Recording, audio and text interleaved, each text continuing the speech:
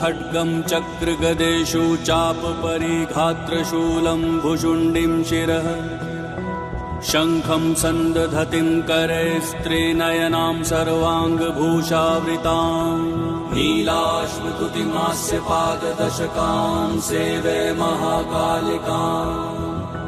यामस्तो व्यस्वपिते हरौ कमलजो हन्तुं मधुं कैटभम् ॐ जयन्ती मङ्गलकाली भद्रकाली कपालिनी दुर्गा क्षमा शिवा धात्री स्वाहा स्वधा नमोऽस्तु ते।